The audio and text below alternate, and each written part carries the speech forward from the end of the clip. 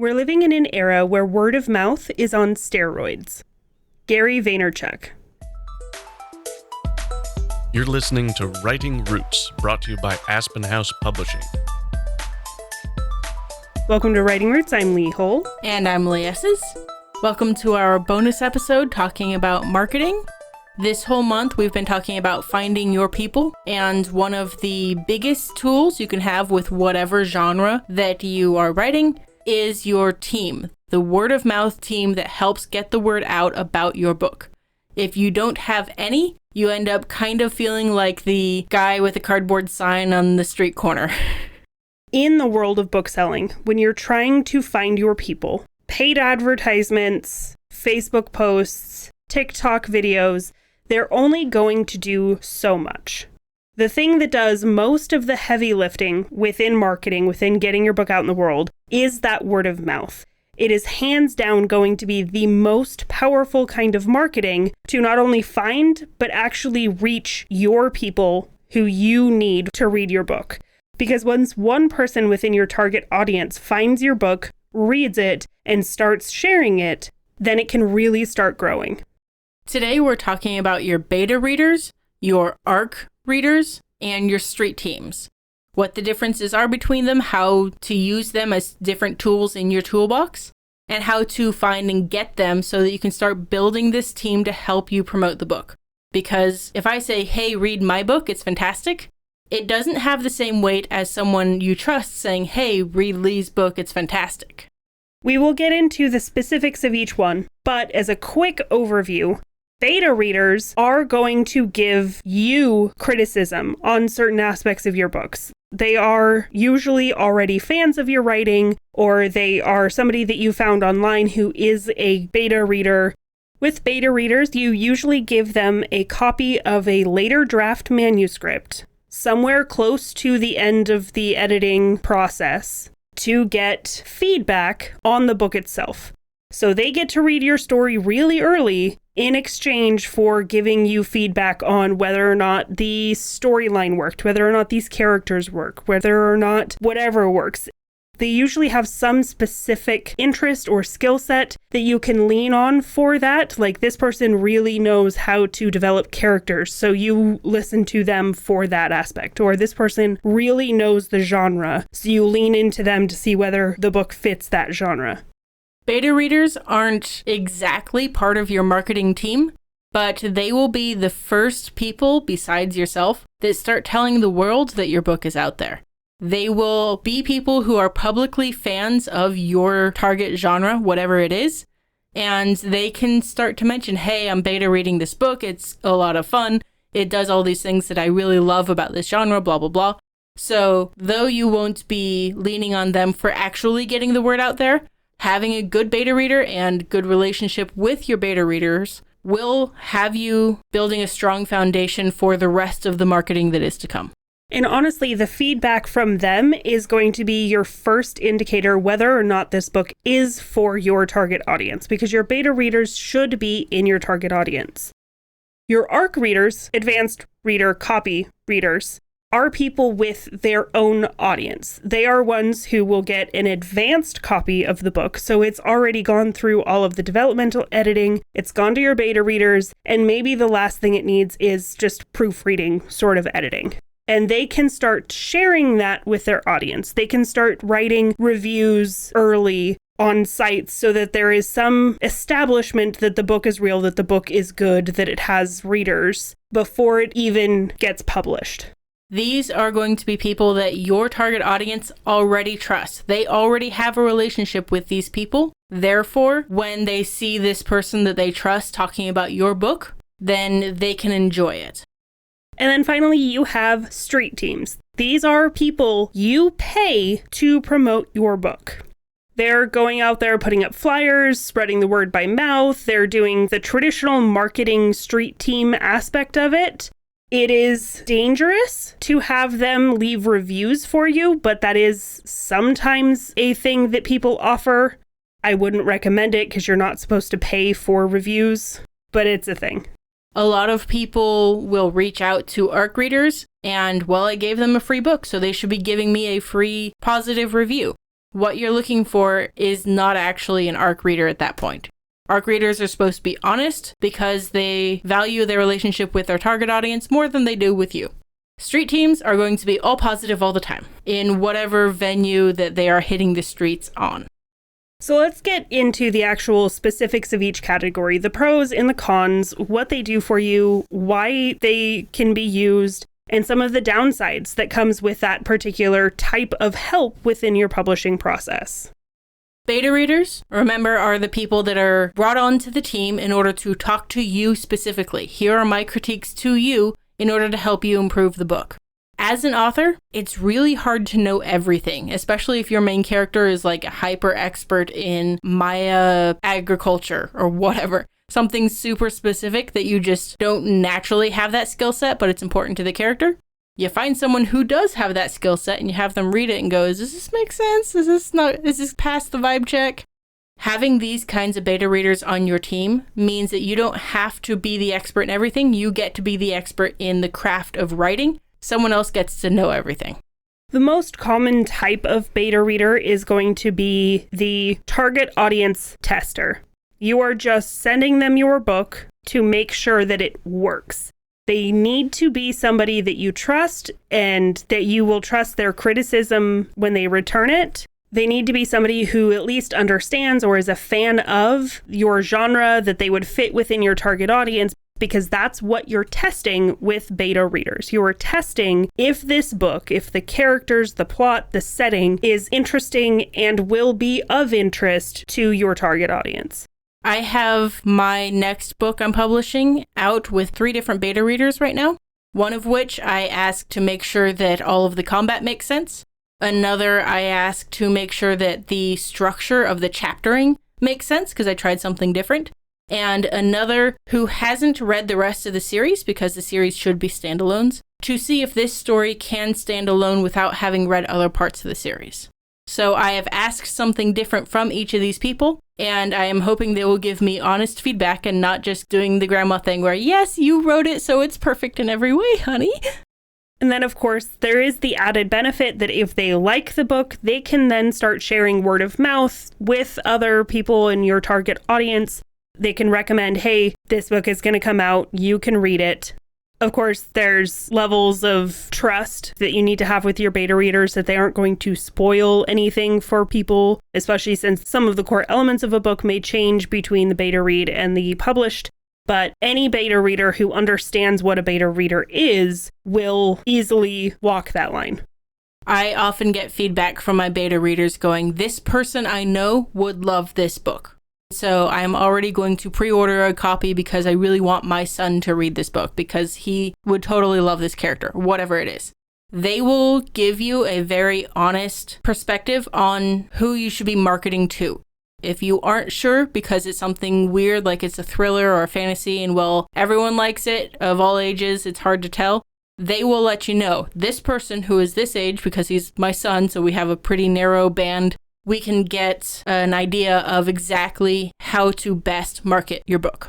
Good beta readers who are in your target audience who like your book will also often follow your career, and they will root for you in the future. They will be around to help support you, to help beta read in the future.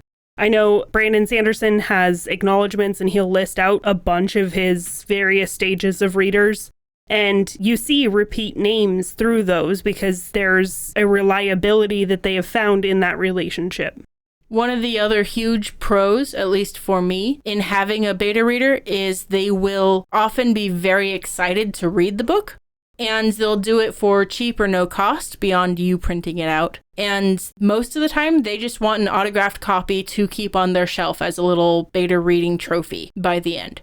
If you're looking for someone specific, especially if it's your first time working with them, it is very common to pay beta readers. But if you're just looking to see if your book passes the vibe check and you've worked with them a whole bunch, they're often more than happy to continue working with you. There are, however, downsides when it comes to beta readers. First and foremost, finding a good beta reader can be really hard. Nobody really wants to pay for a beta reader, but finding free beta readers is really hard. It is a weird realm out there in the world. I see a lot of people complaining that they got a bunch of beta readers and then no one is responding to their messages now. There can be a difficulty in that, especially if you don't know them personally, because they don't want to be rude and tell you they didn't finish the book, they didn't like the book. So they just sort of ghost you, which is not helpful. And there's a lot of fears that go with that. So finding people you trust first is a huge difficulty when you're reaching outside of your core family group to read your book. And you really need to reach outside of that core family group, because people closest to you are more likely to be nice to you because they don't want to hurt your feelings. They don't want to ruin any aspect of the relationship. So they're not going to be as honest as a beta reader needs to be. Don't get me wrong, having cheerleaders for your writing, somebody you can go to every time who'll just go, yes, it's great, keep writing. These are valuable members of your team. These are not beta readers. Another struggle is finding ones that are actually the experts that you're hoping they are, actually within your target audience. Especially if you are looking for the easy route, people you know, people in maybe writing groups that you can just reach out to and be like, hey, can you read this thing? Can you be a beta reader for me? They may not actually be in your target audience. They may not actually be giving you good, valid feedback.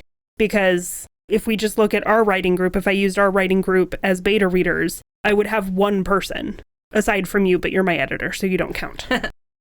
Remember that when they are giving you criticism, that their word is not law. You do not have to fix something the way that they advise you fix something. You simply have to recognize that they're pointing out something is wrong here.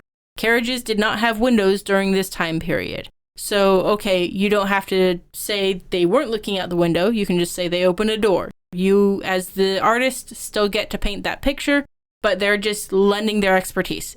If you reject all of it, then they aren't likely to come back. But they are pointing out things for you to fix because they are rooting for the book and they want it to be better. It's hard, it's worth it.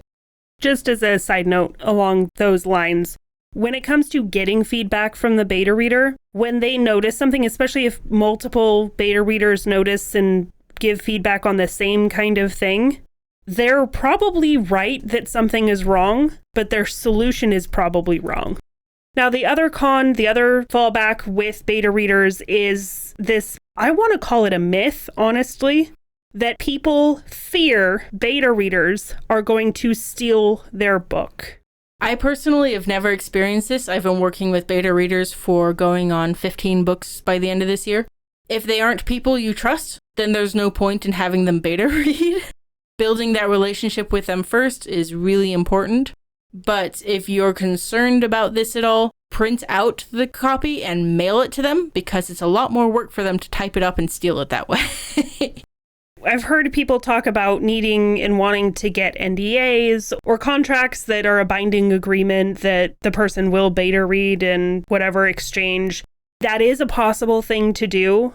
But from our experience, from what I've seen, the chances a beta reader is going to steal your book is really, really, really low. Just my 2 cents. So there are pros, there are cons for beta readers. I definitely suggest you, as soon as you can, start building that team, start building trust with people that you can send your book to when the time comes, and you can send your next book to after you finish writing it, and then the book after that. If you have this consistent team, you will have a great view of how best to market your book. So designing this team and keeping them near and dear to your heart is huge in giving you a good foundation for the rest of your marketing. Now we're going to talk about your ARCs, advanced reader copies. The people who are getting the book, it's usually a bound version of the book or like an ebook that is very near to being publishable. And they are getting advanced copies so they can start sharing and spreading the word. There are a lot of benefits to having ARC readers. The ARC readers tend to be the ones who give the quotes on the back of the books that you pick up at the bookstore. The ones who are saying, this is the best thriller book of this year, blah, blah, blah, whatever it is. So that's why they don't get a complete finished copy, because you kind of want their words to use in your marketing as you're launching. But as close to finished as possible, if you're giving them a rough draft, they're less likely to treat you well. When we're looking at the pros of ARC readers, You can exponentially multiply the target audience that you're reaching by having the right ARC readers.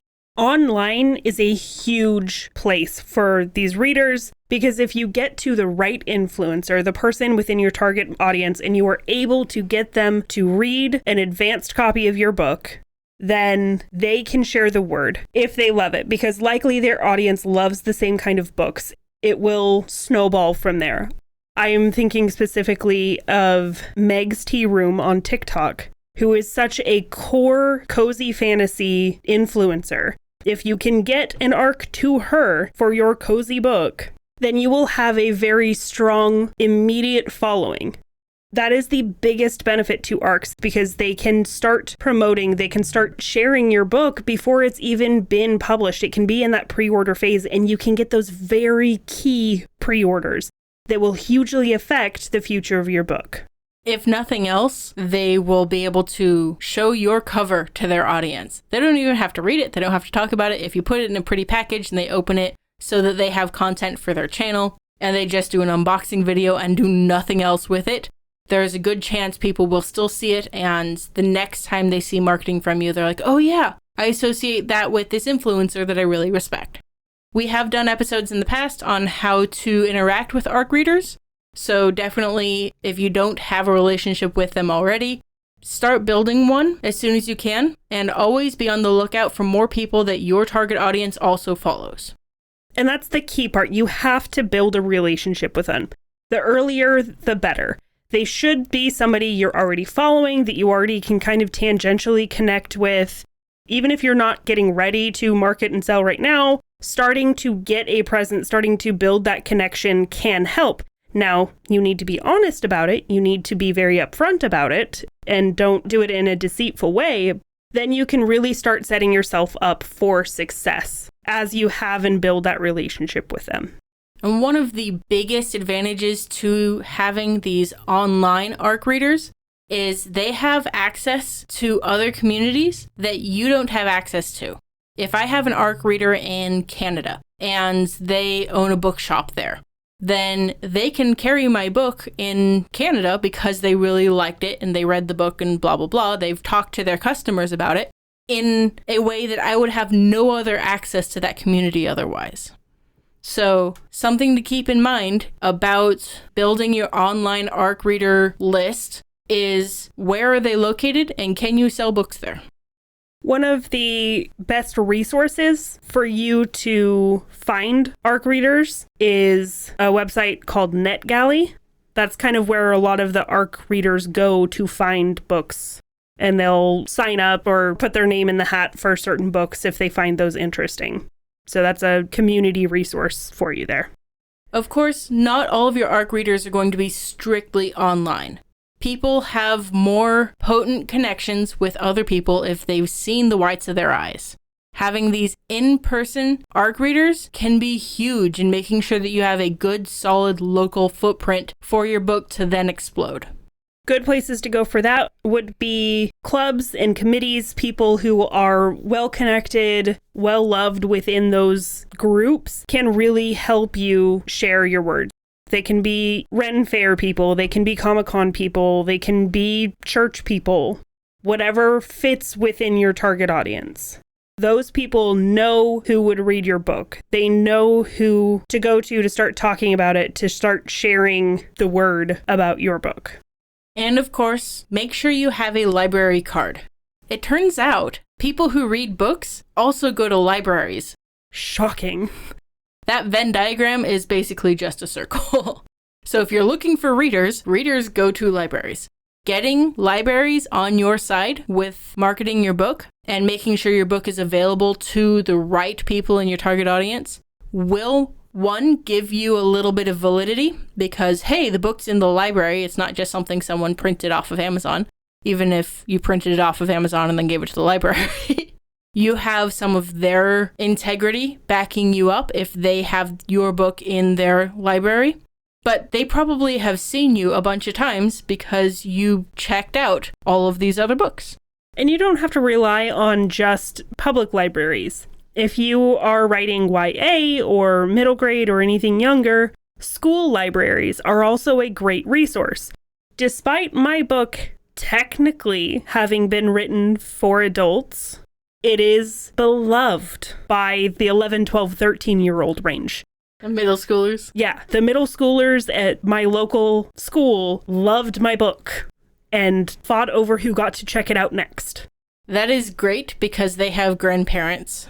And grandparents who don't know what else to get them for their birthdays or Christmas that isn't a gift card to Fortnite or whatever. They want to get them a book, something that they can enjoy, something that's a little educational.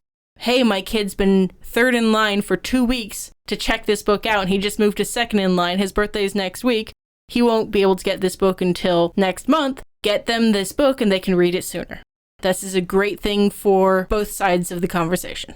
Libraries are also going to be a really good resource for getting your name and face out into the world. They are going to be in touch with schools. They are going to be in touch with community events. And through a library, you can contact and connect with other people within the community. You can get speaking gigs. You can get signing events. You can get a lot of things if you rely on your library. You just have to go to the librarian and be like, hey, I have this book. Do you want to read it? The last in-person location to look for ARC readers are people who already have audiences that they talk to. A lot of that will be your pastors, and a lot of that will be your talk show hosts, or possibly people who do book reviews for the local newspaper. These kinds of people who have already established themselves in a community as somebody who can be trusted and who is critical of information. Now, keep in mind that this ARC read may also come with an obligatory interview. So if you're really scared of doing a radio interview or a magazine interview, this might not be your way to go. I kind of feel like all of marketing is difficult if you're having trouble showing your face and talking about your book. All of marketing is difficult when you're a writer. That's fair. Now, of course, there are some difficulties that come with wanting to find an ARC reader. The first and foremost is getting them to respond to you. Polite structure for how this relationship starts out is, hey, I have a book I think you would really like. Would you like me to send you a copy? And most of the time, they won't respond to that. If they do, it takes a while. And then you send them the book, and then maybe they'll read it. And they'll leave a very honest review with their people, best case scenario. This can be very heartbreaking, especially if you decided to self-publish because the querying of traditional publishing is just emotionally exhausting. A lot of this ends up having the same flavor of cake. I just recall back in our Authors Behaving Badly series, where a lot of where authors get in trouble is through criticizing ARC readers, because they have this unreasonable expectation that because they gave them a book, the reader is obligated to leave a review. And not just any review, a good review. And that's just not the case. Now, there are things you can do to improve your chances of getting an ARC reader to read your book. We're going to talk probably in our frequently asked questions at the end of the year about press boxes and how to put one of those together in order to make sure that they enjoy even the process of looking at your cover.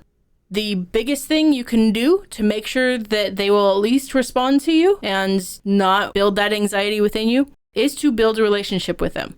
Unfortunately, building that relationship takes time. The minimum turnaround for an ARC read is at least a month. Sometimes it can take a lot longer. Sometimes some of your ARC readers won't actually get around to it until after the book's been published. But if you consider that they are doing this for free, and basically for the cost of a single book or a single press box, that's a lot of time that they're putting in. And they're likely reading multiple books. They're likely reviewing multiple books at the same time. They are not going to just be ARC reading your book. Good news is, if they respond to you, but it's too late because you've already released the book, you can still say, hey, I would love for you to read it. I'll send you an autographed copy. It's out. Let me know. I also have another book coming out soon. Do you want to ARC read that one? It's got this premise. You can start to build that relationship and get them a fan of you, not just the pretty covers and shiny objects you gave them in the press box. I think the biggest takeaway with the ARC is that it is a free exchange of services. You are providing them your book with no expectation or obligation. And then in turn, they can, if they choose, provide you with word of mouth. They can provide you with review. They can provide you with quotes. It all depends on the expectation, the relationship that you've established with them. And understand that sometimes when they aren't responding, sometimes when they don't leave a review, it is because they simply did not enjoy your book and they don't want to harm your chances. And it doesn't mean that your book is bad or wrong. It just means maybe they weren't actually your target audience. And that's okay. But it is a difficult aspect of the ARC reader relationship that you have to be prepared for. Okay, so beta readers, just talk to me. ARC readers only have a small chance of actually spreading the word. How do I guarantee that the word about my book will get out there into the hands of the right people? This is going to be your traditional street team marketing. There are a lot of benefits. There's also a couple really big cons. So the benefits to a street team starts with they will know the best places to market your book. These street teams are going to be experts in marketing. That means that they will have contacts with the right radio stations to get you a good deal on putting a commercial on their station. Or they know the editor of the newspaper and they know which reporter would make a great interviewer for your book. They have contacts at the local coffee shop and they know when and where to place the flyer saying pre-order the book now on their little corkboard to give you the best chance of somebody pre-ordering your book. And especially these days, these street teams are going to know and have the good equipment in order to digitally market your book as well. They understand the landscape of social media marketing and online presence and all of that. And they can help you and support you in that process because we all know Facebook ads are not effective unless you know how to use them correctly. Street teams are going to know that. They're also going to know if someone's trying to pull one over on you. I would bet that most of our listeners do not know how much a month of running a commercial on a radio station will cost them. If somebody is very hungry in the sales team on the other side, they might try to upsell you, get a little more money out of you. Your street team's going to be able to intercept and go, no, I think this is a better price for what we're asking for. They're also going to be a really good resource to advocate through word of mouth for your book, for your company, for whatever the street team was hired for. They're going to be good at what they do. Or they should be good at what they do because you pay them a lot. And we'll get to that. One of the pros with a street team is you can write them a single check. And what they do is they will then write a check to the TV station that's running your video promo.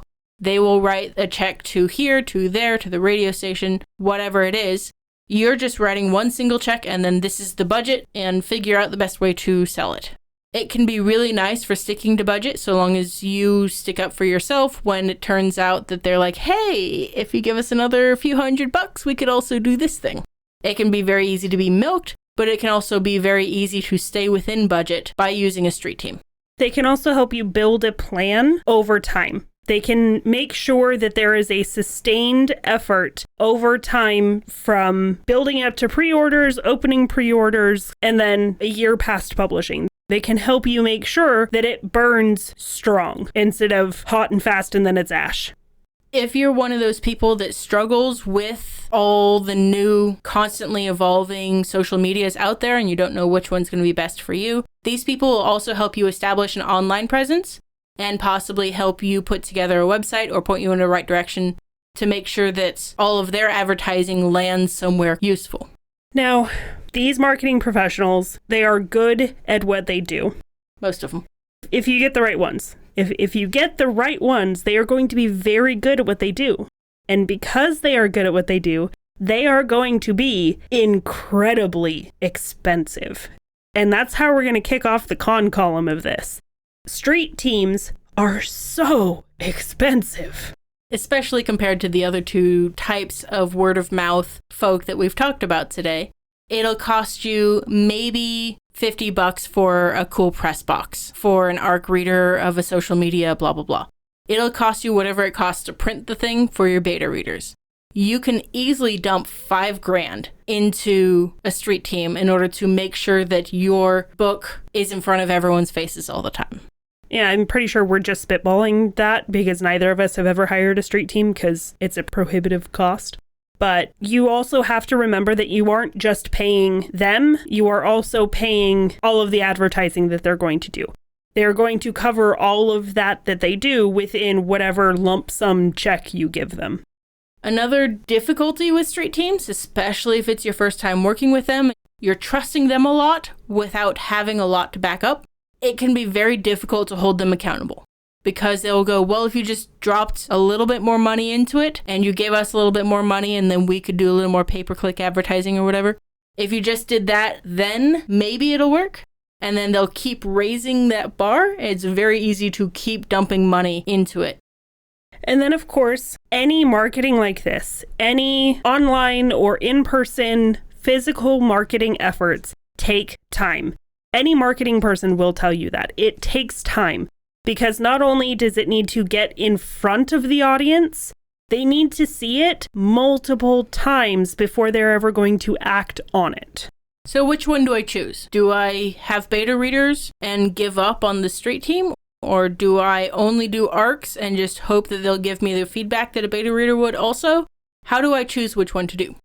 Any combination. You don't have to choose just one.